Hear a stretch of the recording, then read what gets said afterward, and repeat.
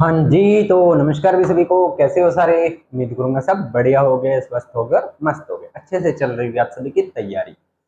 आज की जो क्लास है वो आप इसका ना स्क्रीनशॉट पहले ले लो, क्योंकि ये क्लास बहुत ही इंपॉर्टेंट रहने वाली है नीट के बच्चों के लिए, लैब असिस्टेंट के लिए, रेलवे के लिए, 11th 12th की बायोलॉजी, 10वीं की साइंस, सभी के लिए क्लास बहुत इंपॉर्टेंट रहने वाली है और अनदर नॉलेज के लिए भी ये बहुत ही इंपॉर्टेंट रहने वाली है आज की क्लास। तो पहले इसका स्क्रीनशॉट लीजिए, फिर इस क्लास को करते हैं शुरू। बहुत ही मजा आने वाला आज की क्लास में। मतलब आपने सोचा भी नहीं होगा कि ऐसा भी हो सकता है क्या। चलिए लीजिए स्क्रीनशॉट। चलिए ले लिया स्क्रीनशॉट। अपना टॉपिक चल रहा था बायोलॉजी का, जंतु जगत। हमने जंतु जगत के एक भाग पढ़ लिया था, कौन सा? उपकला उत्तक। कल हमने दूसरा भाग शुरू किया था संयोजी उत्तक, जिसमें संयोजी उत्तक में हमने एरियोलर उत्तक को कंप्लीट कर लिया था, कंकाल उत्तक को कंप्लीट कर लिया था। आज हम बात करेंगे संयोजी उत्तक के तीसरे भाग की, जिसका नाम है तरल संयोजी उत्तक या संवहनीय संयोजी उत्तक। अब नाम के अंदर ही सारी बातें छुपी हैं, नाम के अंदर ही सारी बातें छुपी हैं। तरल का मतलब होता है लिक्विड या द्रव्य, लिक्विड या द्रव। तो ये जो उत्तक होता है वो कौन से तरल रूप में होता है? उत्तक क्या होता है? ये तरल रूप में होता है। हाँ जी सर, ये तो समझ। अब संयोजी है तो जोड़ने का काम कर रहा है, तो तरल रूप में और चीजों को ये जोड़ने का काम कर रहा है। पहली बात तो आपको समझ में आ गई। दूसरी बात संवहनीय। संवहनीय का मतलब क्या होता है? चीजों का वहन करना। वहन करना, जैसे मैंने आपको पढ़ाया था, वहन का मतलब है चीजों का आदान प्रदान करना या चीजों का परिवहन करना। जैसे पादप उत्तक जब हमने पढ़े थे तो मैंने जाइलम और फ्लोएम का जिक्र किया था कि जाइलम जल का वहन करता है, फ्लोएम भोजन का वहन करता है ना। तो उसी प्रकार से ये जंतु उत्तक में भी तरल संयोजी उत्तक और ये संवहनीय उत्तक भी है। क्या है ये? संवहनीय उत्तक, यानी कि परिवहन करता है। क्या करता है ये? परिवहन करता है। तो देख लो भी किस किस चीज का परिवहन करता है साथ के साथ। एक तो CO2 का, O2 का, भोज्य पदार्थों का और उत्सर्जी पदार्थों का और एंजाइम्स का और हार्मोन्स का और खनिज लवणों का और अन्य सभी पदार्थों का ये परिवहन करता है। कहां से कहां तक? कोशिकाओं से ऊतक तक, कोशिकाओं से अंगों तक, विभिन्न ग्रंथियों से, जहां पर जिसकी जरूरत है वहां से। अब एक एक के बारे में थोड़ा जिक्र करें तो CO2, CO2 को ये कहां से करेगा? तो CO2 को ये फेफड़ों से, शरीर से बाहर निकालता है। मतलब फेफड़ों से शरीर से तो बाहर निकालता ही है। ये क्या करता है?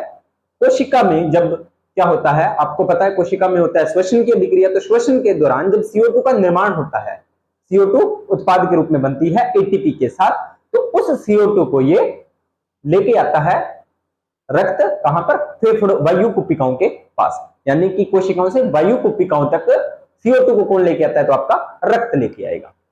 ठीक है सर। ऑक्सीजन, ऑक्सीजन क्या? ऑक्सीजन का कैसे? तो ऑक्सीजन का होता है कि ये वायु कुपिकाओं से, क्योंकि हम सांस लेते हैं तो ऑक्सीजन वायु कुपिकाओं तक पहुंचती है, तो वायु कुपिकाओं से इस ऑक्सीजन को कहां पर लेके जाएंगे? कोशिकाओं के पास। तो कौन लेके जाएगा? रक्त लेके जाएगा। ठीक है सर। भोज्य पदार्थ, आपने भोजन खाया, भोजन खाया, भोजन में 7 पदार्थ मैंने आपके बताए थे मुख्य रूप से। कौन कौन से? कार्बोहाइड्रेट, प्रोटीन, वसा, खनिज लवण, विटामिन, खाद्य रश्मि और जल। हमने भोजन का जब पाचन हो गया तो पाचन के द्वारा जो अमाशय में, जो आपकी छोटी आंत है वहां में जो रसांकुर होते हैं वो उसको अवशोषित कर लेते हैं और कहां भेज देते हैं? रक्त में। अब रक्त से ये सारी चीजें, सातों की सातों चीजें कहां जाएंगी? जहां पर जिसकी जरूरत है, कोशिकाओं के पास, अंगों के पास, जहां पर जिस चीज की जरूरत है वहां पर लेके कौन जाएगा? रक्त लेके जाएगा। ठीक है सर। उत्सर्जी पदार्थ, उत्सर्जी पदार्थ, तो अब आपने भोजन खाया है तो भोजन के साथ उत्सर्जी पदार्थ भी बने हैं। जैसे CO2 भी हम श्वसन करते हैं तो उत्सर्जी पदार्थ के रूप में बाहर निकलता है। मूत्र विसर्जन होता है, यूरिन अपने जो बाहर निकालते हैं, तो वो उत्सर्जी पदार्थ है। तो उसका निर्माण कैसे होता है? किडनी में होता है। मैंने आपको वो पूरा मैं उत्सर्जन पढ़ा चुका हूं। तो उसको कौन लेके आता है? उसको भी रक्त लेके आता है। ठीक है सर। इसके बाद में एंजाइम्स, एंजाइम्स की जरूरत कहां पर होती है? कौन सी ग्रंथि एंजाइम बनाती है? तो वहां से एंजाइम को जहां पर जरूरत लेके कौन जाएगा? रक्त लेके जाएगा। हार्मोन्स, अब पीयूष ग्रंथि हार्मोन स्रावित करती है, हाइपोथैलेमस करती है। अब पीयूष ग्रंथि मास्टर ग्रंथि है, तो अब पीयूष ग्रंथि कोई हार्मोन स्रावित करेगी, सपोज दैट एड्रिनल को, तो एड्रिनल को काम करने के लिए बोलेगी कि आप काम कीजिए, तो वहां से पीयूष ग्रंथि से एड्रिनल ग्रंथि तक हार्मोन जो आएगा वो कौन लेके आएगा, रक्त लेके आएगा। इसके बाद में खनिज लवण जैसे कैल्शियम हो गए, आयरन हो गया, ये सारे का परिवहन कौन करता है, तो आपका रक्त करता है। इस वजह से इसे संवहन ऊतक बोला जाता है। इतनी बात आई समझ में, ठीक है। आगे देखें तो संवहन ऊतक में कौन कौन आता है, तो एक तो आपका रक्त आता है, रक्त को आप रुधिर भी कह सकते हो, ब्लड भी कह सकते हो, ठीक है। अगला है लसिका, इसके बारे में भी अपने आगे पढ़ेंगे। ये भी एक प्रकार का तरल संयोजी ऊतक होता है, हमारी बॉडी में ये पाया जाता है। अगली बात क्या है, अंतराकोशिकीय पदार्थ भी इसका क्या होता है, तरल होता है। अब इसके अंदर रक्त ऊतक की कोशिकाएं पाई जाती है, कोशिकाओं के बीच में क्या पाए जाते हैं, अंतराकोशिकीय पदार्थ पाए जाते हैं। वो अंतराकोशिकीय पदार्थ ही क्या होता है, वो भी तरल होता है। अब कोशिकाएं तो है यहाँ, तो अंतराकोशिकीय पदार्थ तरल होता है, इसी वजह से ये तरल संयोजी ऊतक होता है। ये क्वेश्चन बन सकता है कि तरल संवहन ऊतक या संवहन संयोजी ऊतक तरल क्यों होता है, तो आप कहोगे कि इसके अंतराकोशिकीय पदार्थ कैसा होता है, अंतराकोशिकीय पदार्थ इसका तरल होता है, इसी की वजह से ये तरल संयोजी ऊतक कहलाता है। इतनी बात आपको समझ में आ गई होगी। चलिए आगे बात करते हैं। कोशिकाएं बिखरी रहती हैं, किसमें बिखरी रहेंगी, मैट्रिक्स में या अंतराकोशिकीय पदार्थ में कोशिकाएं बिखरी रहती हैं। इसको मैं आपको कैसे समझाऊं, देखो आप मान लीजिए पानी है, पानी के अब आप नमक घोल देते हो, पानी के अंदर नमक मिला दो या छाछ मिला दो या दूध मिला दो, तो वो उसके अंदर मिक्स हो गई, ठीक है, वो क्या हो गया, उसके अंदर मिक्स हो गया। तो उसी प्रकार से ये रक्त के अंदर कोशिकाएं आपस में बिखरी रहती है। चलिए ये आपको समझ में आ गई। आज हम इस पूरी क्लास में रक्त के बारे में जिक्र करेंगे, ठीक है। चलिए करते हैं शुरू, स्क्रीनशॉट आपने ले लिया है। तो रक्त क्या होता है, रुधिर क्या होता है, खून क्या होता है, ब्लड क्या होता है, जैसे बोलते हैं हमारा तुम्हारा खून का रिश्ता है, वही बड़ा बात है ना, वही खून, ये इसी खून की बात हो रहा है, तुम मुझे खून दो मैं तुम्हें आजादी दूंगा। चलिए रक्त के तरल भाग को प्लाज्मा कहते हैं, तो रक्त का जो तरल भाग होता है उसे बोलते हैं प्यारे बच्चों प्लाज्मा, ठीक है। और इसी प्लाज्मा में आपकी रुधिर कणिकाएं तैरती हैं, इसी प्लाज्मा में आपकी क्या होती हैं, रुधिर कणिकाएं तैरती है। समझ आई बात, रक्त क्या होता है, प्लाज्मा और रुधिर कणिकाओं का दो, मतलब अगर रक्त को आप तोड़ना चाहोगे तो आप प्लाज्मा को अलग कर सकते हो और रुधिर कणिकाओं को अलग कर सकते हो, ठीक है। तो प्लाज्मा के अंदर क्या होता है, आपकी रुधिर कणिकाएं तैरती रहती हैं। इस क्लास को देखने से पहले मैंने आपको रक्त परिसंचरण पढ़ाया था, उसको और अच्छे ढंग से देख लेना, ये टॉपिक आपका और अच्छे से कवर हो जाएगा। बहुत ही इस टॉपिक से आपका कुछ भी चीजें बाहर नहीं जाने वाली है। चलिए अगला है, अब रुधिर कणिकाएं कितने प्रकार की होती हैं, तो आपकी रुधिर कणिकाएं होती हैं प्यारे बच्चों 3 प्रकार की। कौन कौन सी होती हैं, आरबीसी यानी कि लाल रुधिर कणिकाएं, दूसरी होती है डब्ल्यूबीसी यानी कि श्वेत रुधिर कणिकाएं, और तीसरी होती है आपकी प्लेटलेट्स। कभी ना कभी बुखार तो आया होगा सभी को, फिर आपने एक टेस्ट भी करवाया होगा, ब्लड टेस्ट, जिसको आप सीबीसी बोलते हो, ठीक है, सीबीसी। तो ये जो सीबीसी होती है ना, उसमें आरबीसी भी आपको शो हो जाती है, डब्ल्यूबीसी भी शो हो जाती है, और प्लेटलेट्स भी आपकी शो हो जाती है कि कितनी प्लेटलेट्स हैं, प्लेटलेट डाउन है जी, सेल बदेड़ा है जी, तो वो यही चीज होते हैं आरबीसी, डब्ल्यूबीसी और प्लेटलेट्स। रुधिर में इन्हीं मेन 3 चीजों, वैसे तो और भी उसमें बहुत से टेस्ट होते हैं, मतलब बहुत सी चीजों को बताया होता है, लेकिन डॉक्टर इन 3 को हायर करता है, इन 3 चीजों को वो हाईलाइट करता है, ठीक है, उस सीबीसी के अंदर। चलिए तो अब हम, आरबीसी की खोज किसने की थी, आरबीसी की खोज किसने की थी, बताओगा कोई, बताओ, तब तक मैं पानी पी लेता हूं। आरबीसी की खोज किसने की थी,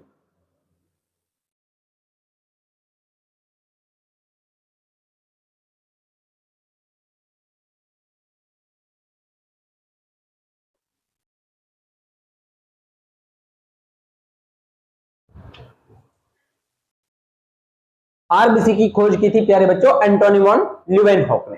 तो एंटोनी वॉन ल्यूवेनहॉक ने और किस किस चीज की खोज की थी, वो आप सभी कमेंट सेक्शन में डालोगे। चलिए अब करते हैं आगे बात।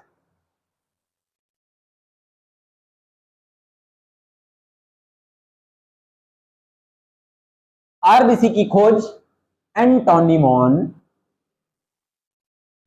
Von Leeuwenhoek. ठीक है सर। जीवन काल होता है इसका 120 दिन। कब्रिस्तान होता है इसका, बताया था ना, प्लीहा। कोशिका विभाजन पाया जाता है क्या आरबीसी में? कोशिका विभाजन पाया जाता है क्या? तो नहीं पाया जाता। क्यों? क्योंकि इसके अंदर केंद्रक क्या होता है? अनुपस्थित। तो इसका निर्माण कहां पे होता है? तो निर्माण होता है प्यारे बच्चों इसका अस्थि मज्जा में। कहां पर होता है? अस्थि मज्जा में। चलिए एक छोटा सा क्वेश्चन आपको बताता हूं, शायद बहुत ही हाई लेवल का क्वेश्चन है ये। देखो हमने बोल दिया कि आरबीसी का निर्माण कहां पे होता है, तो कहां पे होता है? अस्थि मज्जा में। आरबीसी का कब्रिस्तान प्लीहा, लेकिन प्लीहा भी आरबीसी बनाती है इमरजेंसी में। ठीक है। प्लीहा को आरबीसी का ब्लड बैंक भी बोला जाता है, या हमारे शरीर का ब्लड बैंक भी इसे बोला जाता है। जो मैं आपको खास बात बताने जा रहा हूं, बहुत तकड़ी बात है। तो बात यह है कि जब भ्रूणीय अवस्था होती है, यानी कि कोई भी फीटस है या कोई भी भ्रूण है, तो वो अपनी भ्रूणीय अवस्था में होता है जब तक कि उसकी बोन मैरो नहीं बनी हुई होती, तब उसकी आरबीसी कहां बनती है, तब उसके शरीर के अंदर आरबीसी कहां बनती है। तो प्यारे बच्चों मोस्ट इंपॉर्टेंट क्वेश्चन है कि भ्रूणीय अवस्था में आरबीसी का निर्माण, भ्रूणीय अवस्था में आरबीसी का निर्माण कहां पर होता है? तो ये होता है मेरे प्यारे बच्चों यकृत में, यकृत में, लीवर में। इंपॉर्टेंट क्वेश्चन है, बहुत ही इंपॉर्टेंट, बहुत हाई लेवल का क्वेश्चन है ये। ठीक है। चलिए आरबीसी की बातें बता दी हैं जो मेन मेन थी, अब फटाफट पढ़ लेते हैं। आरबीसी का एक और नाम होता है जिसे बोलते हैं इरिथ्रोसाइटस। क्या बोलते हैं? इरिथ्रोसाइटस। क्या बोलते हैं? इरिथ्रोसाइटस। आरबीसी का एक और नाम क्या होता है? इरिथ्रोसाइटस। ठीक है। चलिए और क्या है? ये केवल कशेरुकी प्राणियों में पाई जाती है। Very good, very very important, हर लाइन इंपॉर्टेंट है इस क्लास की। किसमें पाई जाती है? केवल कशेरुकी प्राणियों में ये पाई जाती है। अब इसके अंदर एक प्रोटीन रंजक होता है। क्या होता है? प्रोटीन रंजक। किसके अंदर? आरबीसी के अंदर। तो उसका नाम होता है हीमोग्लोबिन। क्या नाम होता है? हीमोग्लोबिन या हीमोग्लोबिन। हीमोग्लोबिन होता है। तो अब इस हीमोग्लोबिन की थोड़ी सी बातें अपने कर लेते हैं। समझ में आई है इतनी बातें? समझ में आई है तो क्लास को लाइक कमेंट शेयर कर दो भाई। इतना अच्छा कंटेंट शायद ही आपको कहीं मिले, है ना। चलिए कोई बात नहीं भाई। अब ये हीमोग्लोबिन होता है। क्या होता है? हीमोग्लोबिन। इसको थोड़ा सा आपने तोड़े तो क्या बनता है? Him plus globin. ठीक है जी। अब इस हीमोग्लोबिन की वजह से ही जो रुधिर का रंग होता है, या आरबीसी का, सॉरी, आरबीसी का रंग जो होता है वो लाल होता है इसी की वजह से। और इसी आरबीसी लाल होती है, ये आरबीसी शरीर में या रक्त में बहुत ज्यादा मात्रा में पाई जाती है, और इसी की वजह से रक्त का रंग होता है लाल। तो क्वेश्चन क्या बनता है कि रुधिर का लाल रंग हीमोग्लोबिन की वजह से होता है। रुधिर का लाल रंग हीमोग्लोबिन की वजह से होता है। ठीक है।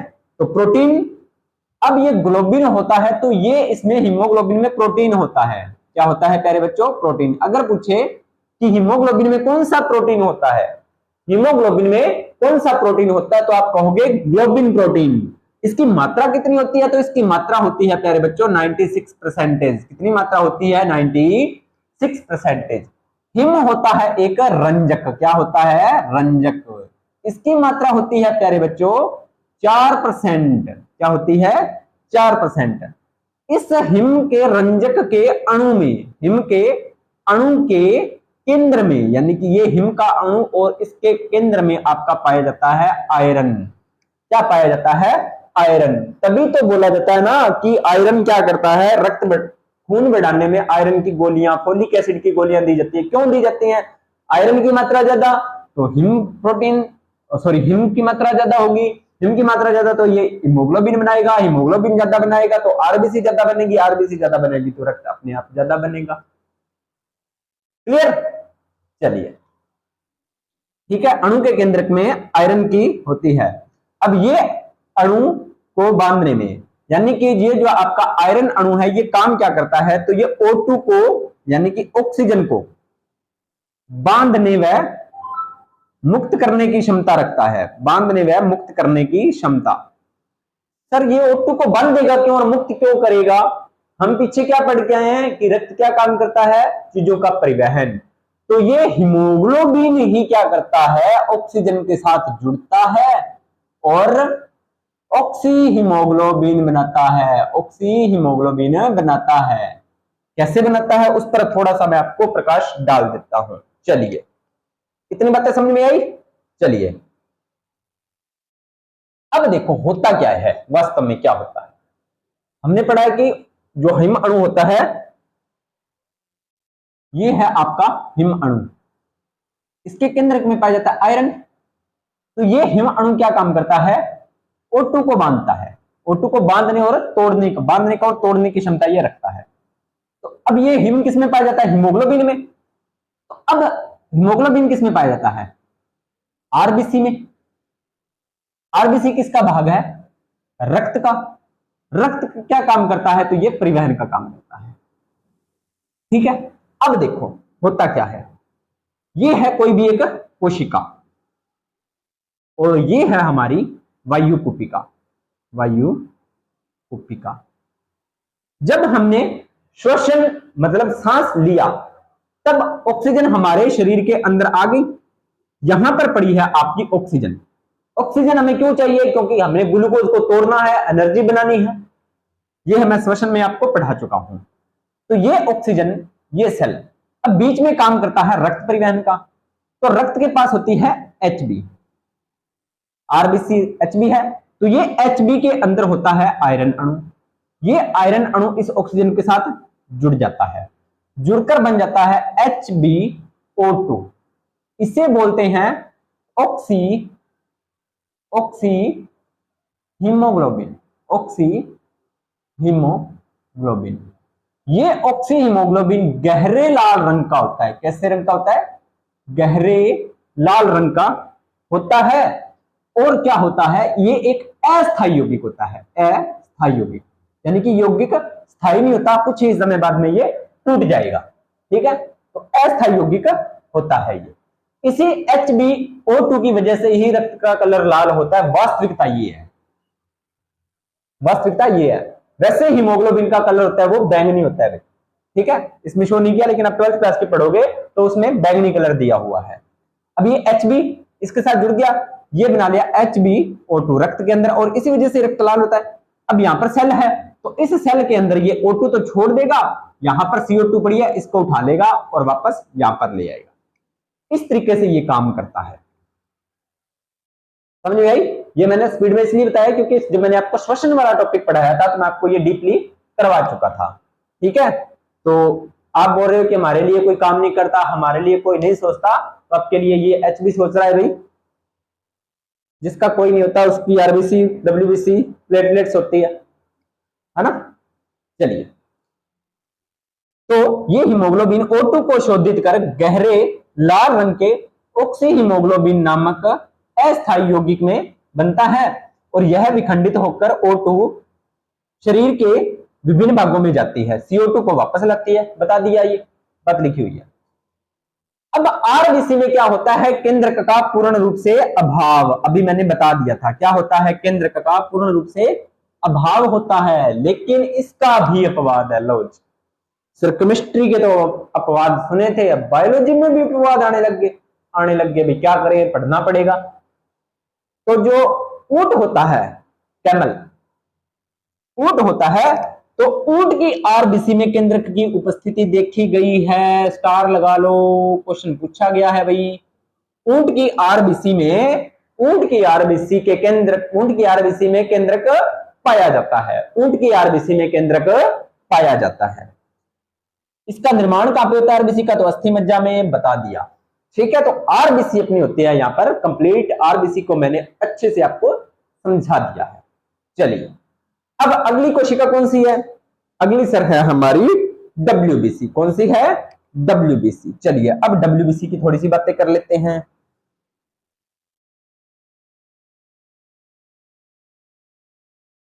अब थोड़ी सी WBC की बातें कर लेते हैं, है ना। चलो WBC की कर ही लेते हैं।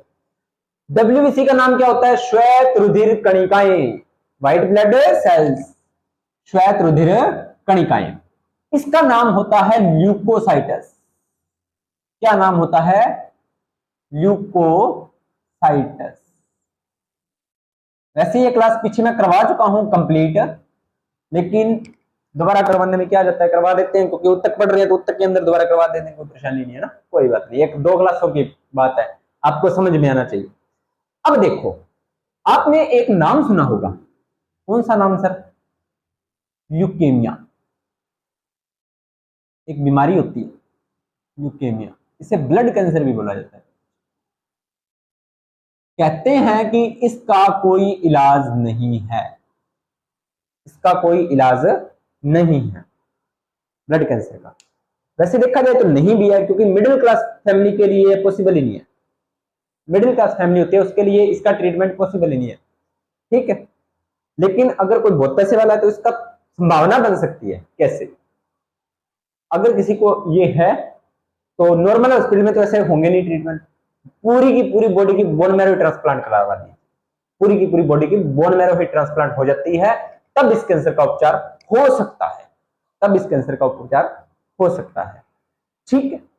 अब ल्यूकेमिया इसका नाम है, तो ये ल्यूकेमिया ल्यूकोसाइट से, देखो ल्यूको नाम मिल रहा है, मतलब क्या होता है ल्यूकेमिया में? आपको पता है ब्लड कैंसर में क्या होता है? अनियमित कोशिका विभाजन, अनियमित कोशिका विभाजन, यानी कि बहुत ही ज्यादा तेजी से कोशिका विभाजन होने लगता है। लेकिन ल्यूकेमिया में क्या होता है? WBC का होता है, ल्यूकोसाइटस का, ल्यूकोसाइटस का अनियमित कोशिका विभाजन होने लगता है, जिसकी वजह से ये, अब आपको पता है ये रक्त में होती है, तो इसका थोड़ा सा बोल देते हैं कि इलाज संभव नहीं है। समझ में आई बात? तो इसका नाम क्या होता है? ल्यूकोसाइटस। इसकी आकृति कैसी होती है? तो आकृति होती है इसकी अनियमित। अब एक बात और यहां पर पकड़ो आप, अनियमित कोशिका विभाजन, यानी कि इसके अंदर कोशिका विभाजन पाया जा रहा है। अब कोशिका विभाजन पाया जा रहा है तो सीधी सी बात है, इसके अंदर केंद्रक उपस्थित होगा, तो केंद्रक युक्त होती है आपकी WBC। क्या होती है? केंद्रक युक्त होती है WBC। क्या होती है? केंद्रक युक्त होती है आपकी WBC। चलिए 1 मिनट, बस 1 मिनट, मुझे थोड़ा सा समय दीजिए आप।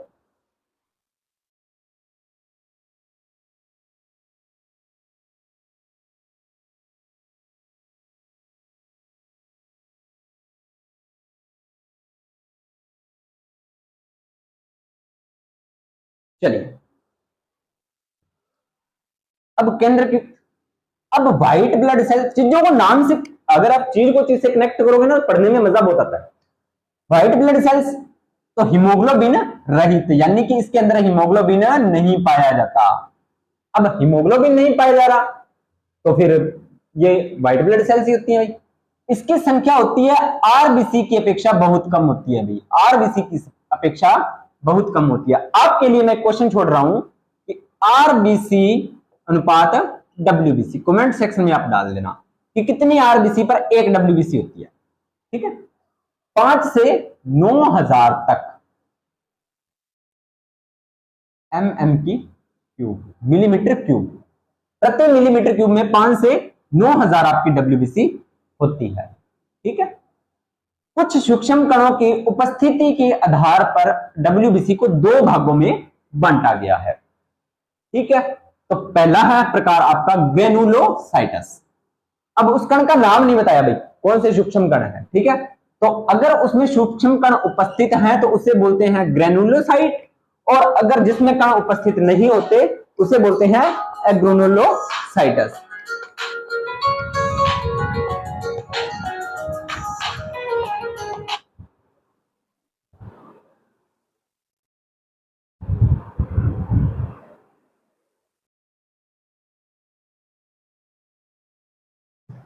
एग्रेनुलोसाइटस, तो जिसमें सूक्ष्म कण होते हैं ग्रेनुलोसाइटस, और जिसमें कण उपस्थित नहीं होते उसमें एग्रेनुलोसाइटस।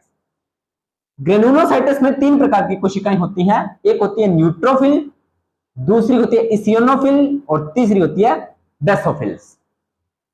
ठीक है, नाम न्यूट्रोफिल, इयोसिनोफिल्स, बेसोफिल। इसका केंद्रक पालीवत होता है। ठीक है, ग्रेनुलोसाइटस का ये नाम आपको याद रखने हैं। एक ग्रेनुलोसाइटस में कण क्या होते हैं, अनुपस्थित होते हैं, लिम्फोसाइटस और मोनोसाइटस। आपको लिम्फोसाइटस जरूर याद रखना है क्योंकि ये एंटीबॉडी के निर्माण में भाग लेती है। लिम्फोसाइटस किसमें भाग लेती है, एंटीबॉडी के निर्माण में। ये क्वेश्चन आपके लिए इंपॉर्टेंट है, लिम्फोसाइटस एंटीबॉडी के निर्माण में भाग लेती है। अब आपकी कौन कौन सी बची, न्यूट्रोफिल। डब्ल्यूबीसी के 5 प्रकार की कणिकाएं होती है ना, एक न्यूट्रोफिल होती है, इयोसिनोफिल होती है, इयोसिनोफिल होती है, बेसोफिल होती है और मोनोसाइट होती है। ये 4 बच गई। ये चारों क्या काम करती हैं, तो ये काम करती हैं रोगों से लड़ने का, रोगों से, जीवाणुओं से लड़ने का काम करती है भाई। ये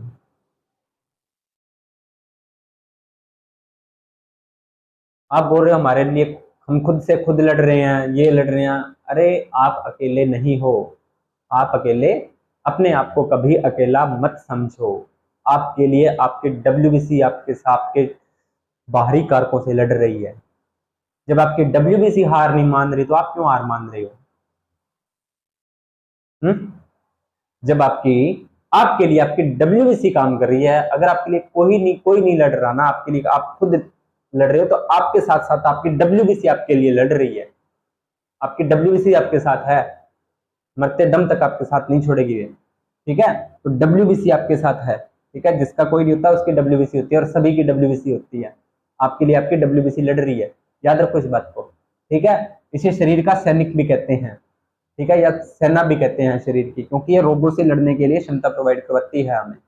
बाहरी कारकों से हमें कोई नुकसान होता है तो ये पहले तैयार रहती है कि इस बंदे को नुकसान नहीं होना चाहिए, इसके बचाव में मैं खड़ी हूँ। डब्ल्यूबीसी है ना, जिसकी कोई महिला मित्र नहीं है तो उसकी डब्ल्यूबीसी है कि वो उसको बोलते हैं कि कोई नहीं, टेंशन ना ले, मैं हूं नहीं तेरे वास्ते। ठीक है, तो डब्ल्यूबीसी होती है आपकी, घबराना नहीं है। तो ये सभी जीवाणुओं को नष्ट करने का काम करती है। ठीक है, आपको समझ आया? डब्ल्यूबीसी ल्यूकोसाइट, एनीमिया करती, केंद्र को उपस्थित, हीमोग्लोबिन रहित, संख्या आरबी से ज्यादा सूक्ष्म कणों की उपस्थिति आधार पर neutrophil, eosinophil, basophil, lymphocyte, monocyte. Lymphocyte antibody के निर्माण में भाग लेती है। बस अगला है प्लेटलेट्स। क्या है? प्लेटलेट्स केवल स्तनधारी के रक्त में पाई जाती है। ठीक है भाई, संख्या होती है 2 से 5 लाख। याद रखनी है, संख्या कितनी होती है? 2 से 5 लाख होती है प्रति घन मिलीमीटर। मिलीमीटर, ठीक है, ये आपको याद रखना है। ये सूक्ष्म होती है, रंगहीन होती है, केंद्रक विहीन होती है। इसके अंदर भी केंद्रक नहीं पाया जाता। गोलाकार होती है भाई। कार्य क्या होता है? तो कार्य होता है शरीर में चोट लगने पर रक्त के बहाव को रोकता है, जिससे कि शरीर में रक्त की हानि कम होती है या हानि होने से बचाता है। ये शरीर में रक्त का थक्का बनने में भी सहायता करता है। डायरेक्ट क्वेश्चन आता है कि प्लेटलेट्स क्या काम करती है, तो आपको प्लेटलेट्स है कि क्वेश्चन बनता है कि ये शरीर में ब्लड क्लोटिंग के लिए जिम्मेदार होती है, शरीर में रक्त का थक्का बनाने के लिए जरूरी होती है। कभी आपके चोट लगती है ना, तो आपके कोई मरहम लगाए ना लगाए, प्लेटलेट्स तैयार रहती है कि मैं तेरा खून नहीं बहने दूंगी। देखो आरबीसी आपके लिए कितना काम कर रही है, डब्ल्यूबीसी कर रही है, प्लेटलेट्स कर रही है, फिर आप बोल रहे हो घबराते क्यों हो? आपकी प्लेटलेट्स आपके साथ है। ठीक है, तो ये शरीर में ब्लड क्लोटिंग का काम करती है। चलिए, रक्त के कार्य क्या है भाई? रक्त के कार्य परिवहन होता है, जो मैंने बता दिया, और इसका एक कार्य और होता है शरीर के ताप नियंत्रण का। क्या होता है? शरीर का ताप नियंत्रण का ये भी काम करती है। कौन? आपका रक्त का काम भी ये होता है। चलिए, ये चीजें हो गई आपको क्लियर। अब एक और इंपॉर्टेंट टॉपिक है इसी का ही। रक्त तो आपने कंप्लीट कर लिया कि रक्त क्या होता है, रक्त के बारे में सारी बातें आपने पढ़ ली है। ठीक है भाई, अब मैंने अभी नाम लिया था कि रक्त का थक्का बनता है, तो फिर आपके दिमाग में क्वेश्चन आना चाहिए कि सर रक्त का थक्का बनता कैसे है? तो ये एक जटिल प्रक्रिया है भाई। क्या है? एक जटिल प्रक्रिया है, यानी कि इसमें टाइम बहुत कम लगता है, लेकिन प्रोसेस बहुत, टाइम तो देखो 2 या 3 मिनट का लगता ही है। 2-3 मिनट में आपकी ब्लड क्लोटिंग हो जाती है, लेकिन इसमें प्रोसेस, बहुत सारी प्रोसेस से चीजों को गुजरना पड़ता है। तो आप क्या करो, कॉपी पेन लेके बैठो। वैसे तो पढ़ने वाले बच्चे ऑलरेडी कॉपी पेन लेके बैठे होंगे, लेकिन अभी भी कोई भी कॉपी पेन लेके नहीं बैठा है और इस टॉपिक को अच्छे से समझना है तो कॉपी पेन लेके बैठो।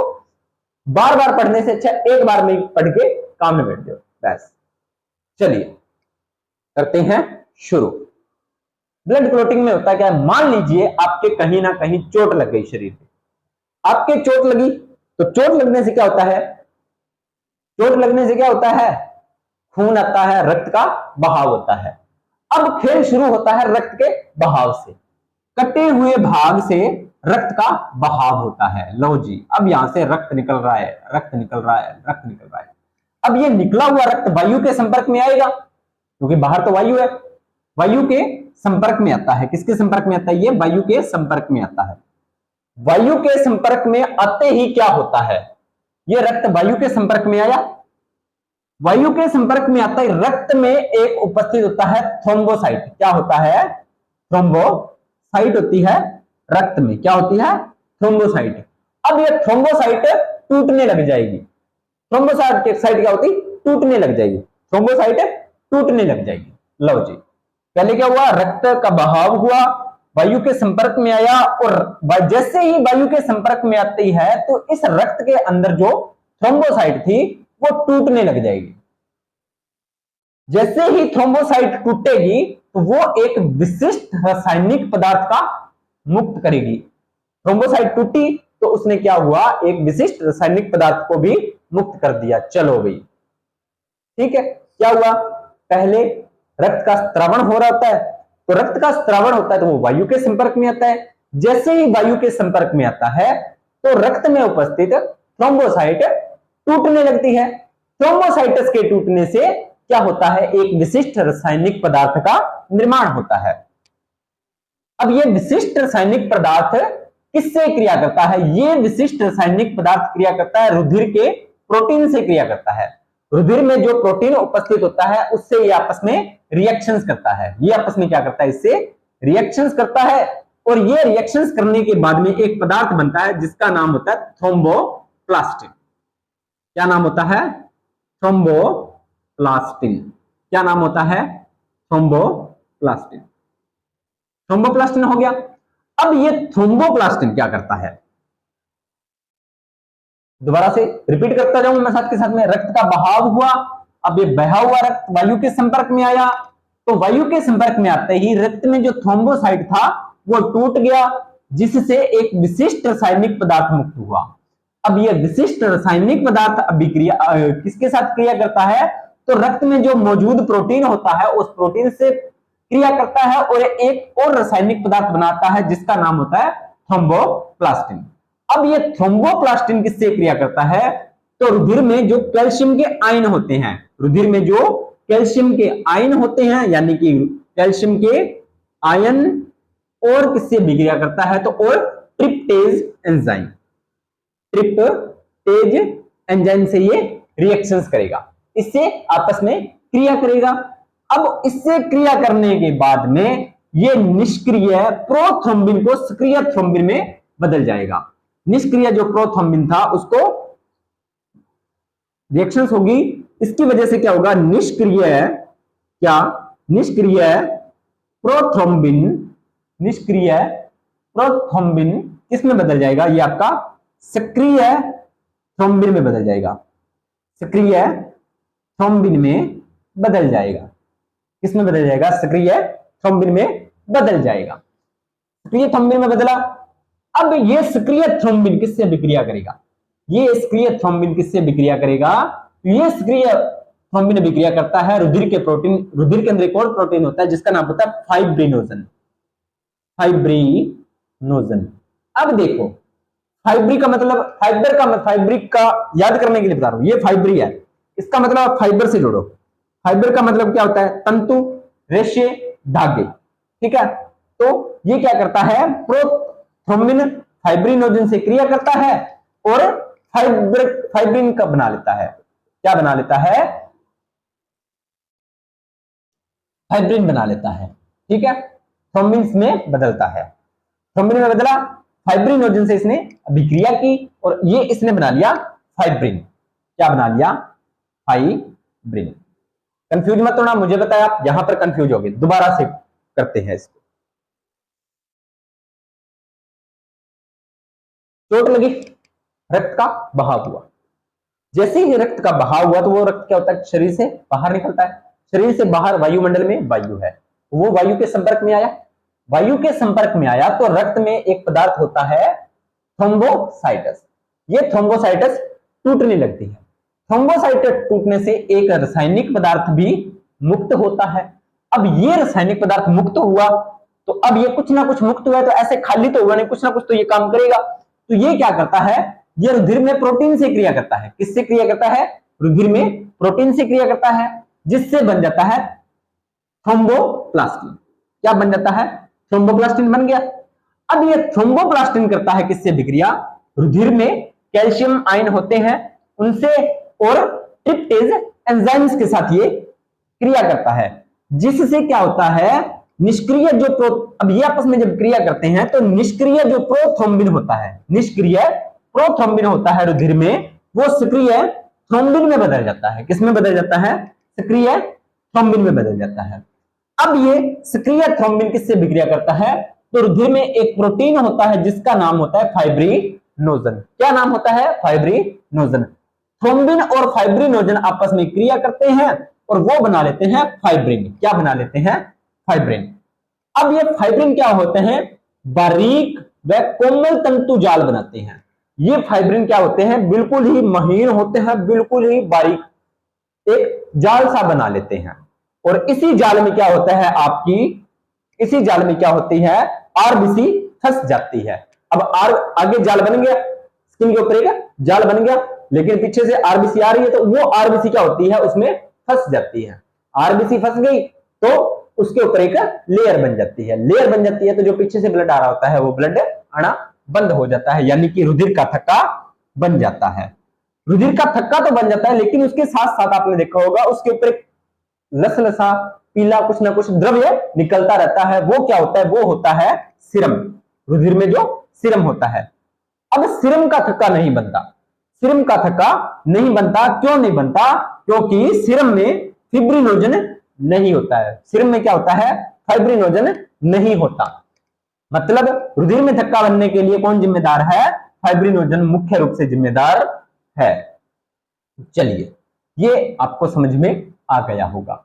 एक क्वेश्चन होता है कि सर बाहर तो थक्का बनता है, रुधिर के अंदर अपनी बॉडी के अंदर शरीर है वो तो लिक्विड फॉर्म में बह रहा है, वो क्यों नहीं जमता। वो प्यारे बच्चे इस वजह से नहीं जमता क्योंकि रुधिर में एक प्रतिस्कंदक कारक होता है, यानी कि रुधिर को जमने से रोकता है। रुधिर को जमने से रोकता है। हमारे जो रुधिर में एक प्रतिस्कंदक कारक भी होता है जो रुधिर को जमने से रोकता है और उसका नाम होता है हिपैरिन।